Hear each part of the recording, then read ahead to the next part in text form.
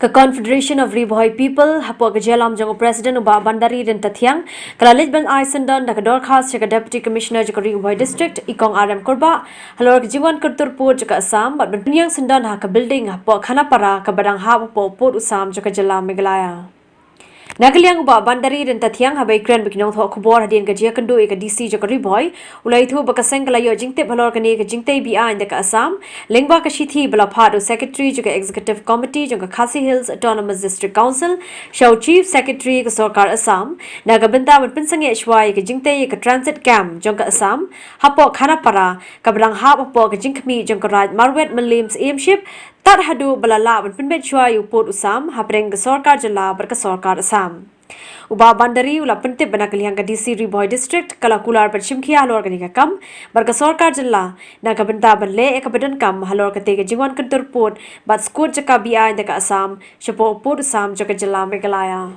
katkum ka jingtho ka bangia yo ka dei ka district council kala tho sha chief secretary jongka Assam ban pensanga ya ketika jingsna ketika stand boss mar ka nga hapoh Pud Assam jaka Meghalaya te nakalang jong sang mentakasngi ni base harangkat berkatu jingtho jong district council nglawan kendu ye DC Ri Bhoi long ba insimkhia halor be de kate jingsna kate stan bus ngate po Khanapara but ni nakalang kaseng ngla persang banwaru ikot isla idan katu kan ne ki breu ki badan ne ka jaka hangte po Khanapara ki bakisiuru ya ka bai musur syausim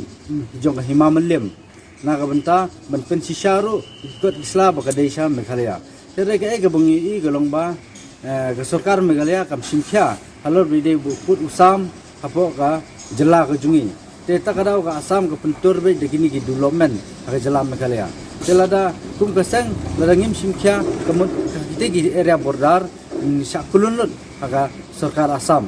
te hadin ba ngilai kendo to kan ne ki breu ninang yo lum susu ikut isla wat nagalang gajungi kum kaseng nila airu saki katto kan ne ki emele bakin peji ki ikut isla ki baling ba ki ti trajaka te nagalang gajungi kum kaseng nang niskman ngin sai kendo ikatto kan ne ki minister bagin ai ikut isla ki ba pensisya ba katega Khanapara katigi area hangte ba ki desa jylla Meghalaya.